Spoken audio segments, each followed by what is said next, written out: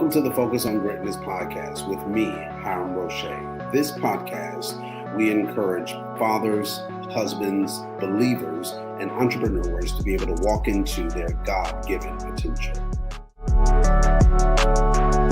Hey, what's up, everybody, and welcome to the Focus on Greatness podcast. Hey, listen, this is the last day of our March Madness, and I am truly excited that you have been on this journey with me. Hey, listen, this has been such a blessing to me, and I hope and pray that it has been encouraging. It has pushed you, which was the whole idea, and that you made sure that you have been walking through the new workbook that I have written, Start with the Finish in Mind, that you can be able to purchase right now on Amazon. And if this conversation throughout this month has encouraged you in any form of way, I need you to do me a favor and share this with someone. Share this with a friend.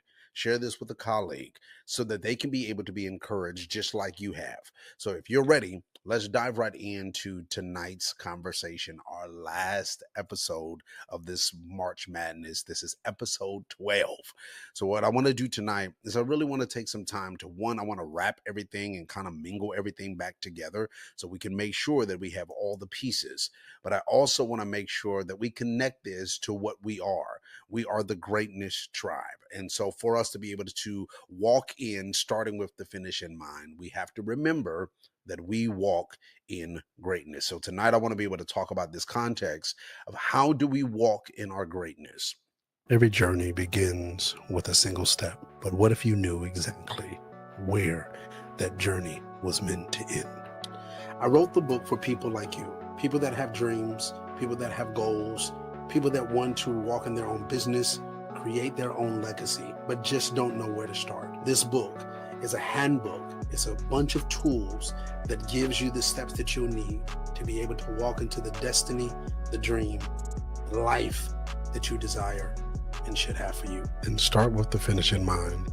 You'll discover how to redefine your purpose, build on actionable roadmap, and stay focused on the outcome that truly matters. With practical advice, real life stories, and a faith-driven approach, Start with the Finish in Mind will equip you to set clear, purpose-filled objectives, navigate challenges with resilience, and build a legacy that you'll be proud of. Start with the Finish in Mind by Hiram Roche, your guide to purposeful living and lasting success. All right, because I believe that is essential to everything that we are trying to do, everything that we are trying to be. Because remember, greatness defined by us, greatness is the ability to be able to serve well. And our base scripture is Matthew chapter 23, verses 11, which Jesus is communicating and talking to his disciples. And he says, the greatest among you shall be the servant of you all. And so this is an understanding that we walk in, that greatness is the ability to be able to serve well. And so I want to make sure that as we walk through this conversation, that we end this with the understanding that starting with the finish in mind, we have to be able to function in this day-to-day process, everything that we have talked about, for us to be able to do it in our greatness. So what I want to be able to lean into again is just this thought process of what does it mean to walk in greatness? If this is your very first time listening and you don't know what the heck I'm talking about when I talk about greatness, I want to make sure that it's clear. So greatness, many people think sometimes that greatness is being successful, or having a certain status or certain fame, or being at a certain financial level. But I truly believe that the context of being able to be great is what we already are designed to be. So we already have greatness within us. The only thing that we are doing, or what we have seen, is the people that we see on our screens and the people that we admire in some form of way, our celebrities and different things like that. The only thing different between them and us is they just took the time to sharpen their greatness to the point where it was able to be exposed.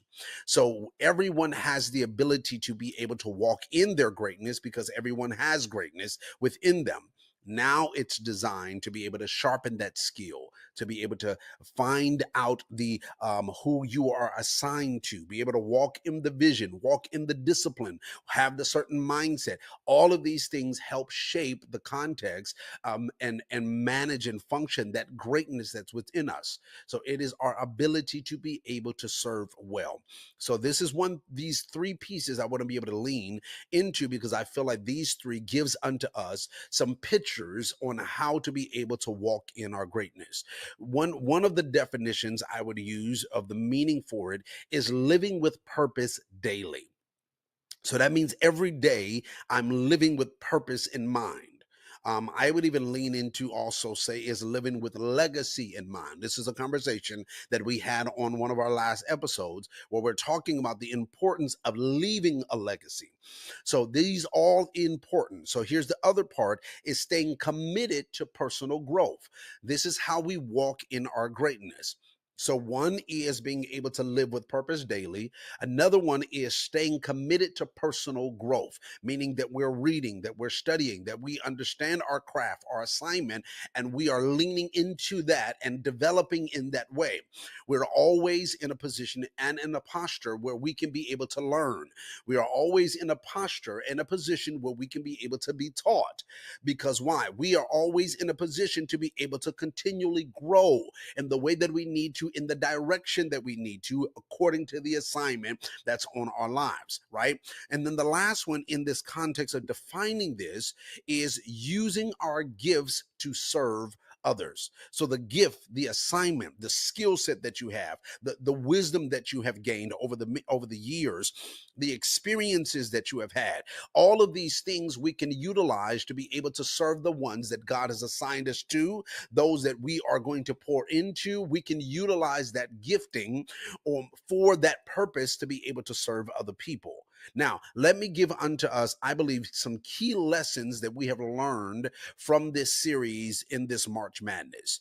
I believe these things are important to make sure that we point them out, because if we forgot any of these pieces while we're walking to be able to start with the finish in mind, if we've forgotten any of these pieces, then it would affect us when we start in April. When we kick off in April, I want to make sure that we are hitting this thing strong, that we are focused, that we are walking in this thing. We understand our vision. We understand our assignment, right? So here is, I want to just give us 5 pieces that we have dealt with throughout this series. The first one is vision without action is just a dream. I'm going to pause on that one. Vision without action is just a dream.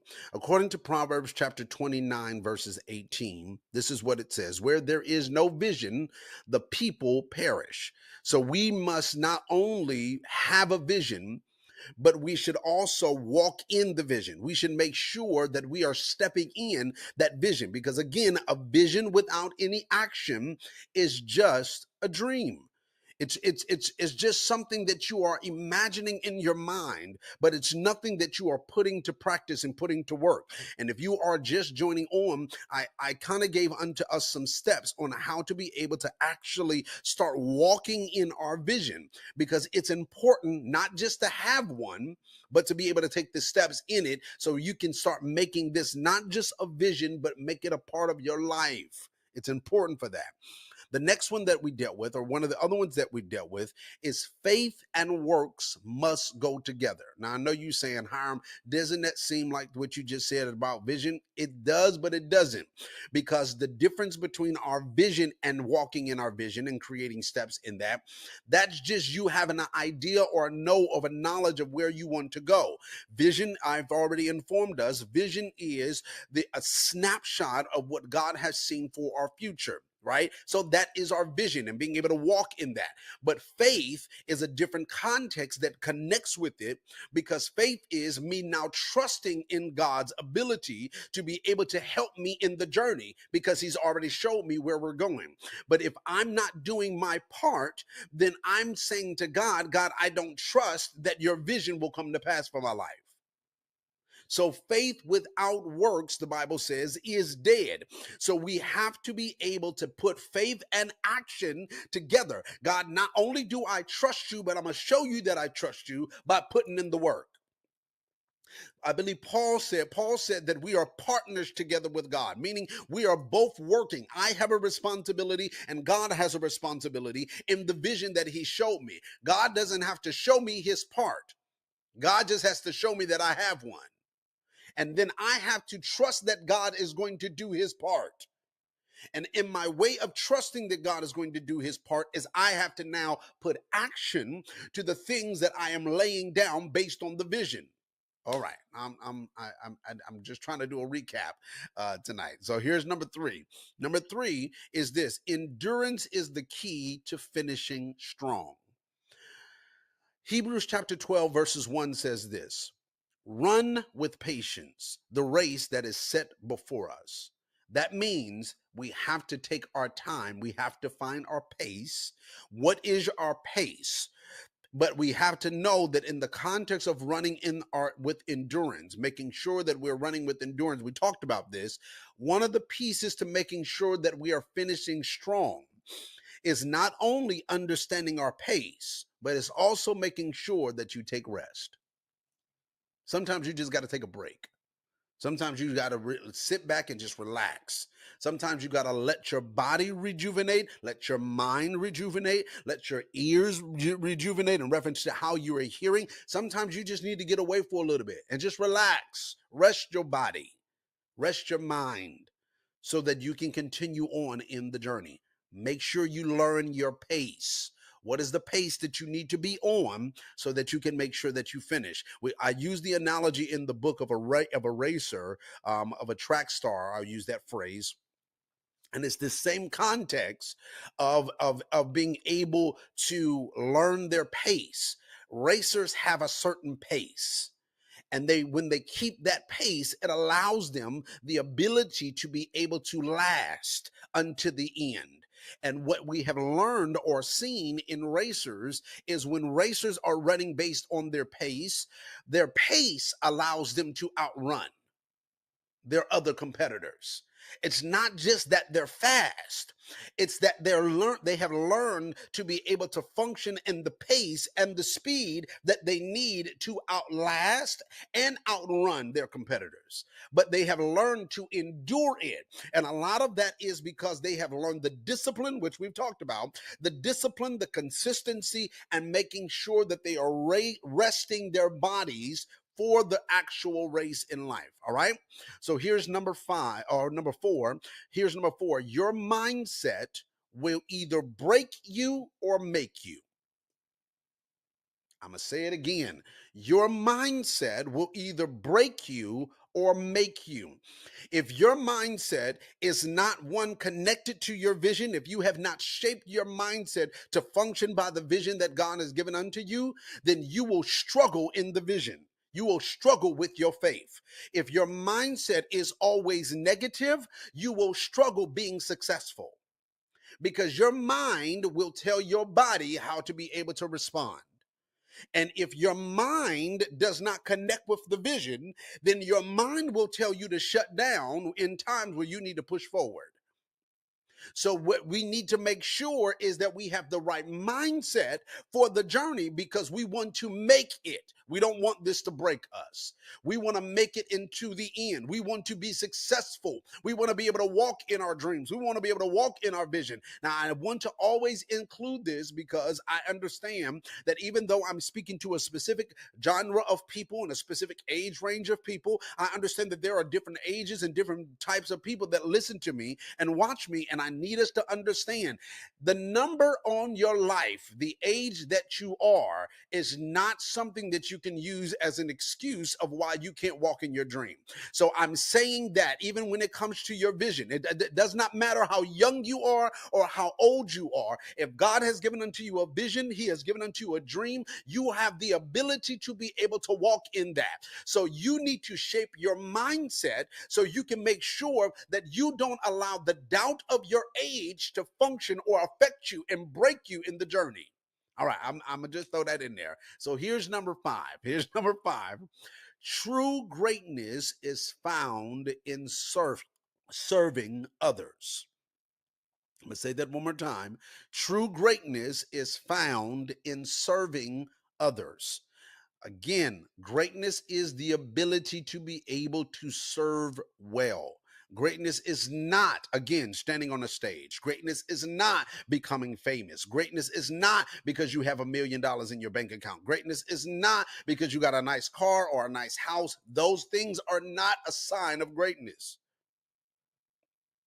Greatness is the ability to use the gift, the skill, the knowledge, the mindset, and your resources to be able to serve others one way or another. The reality is, what I'm doing right now is my greatness, is me taking the time to serve. I am serving you.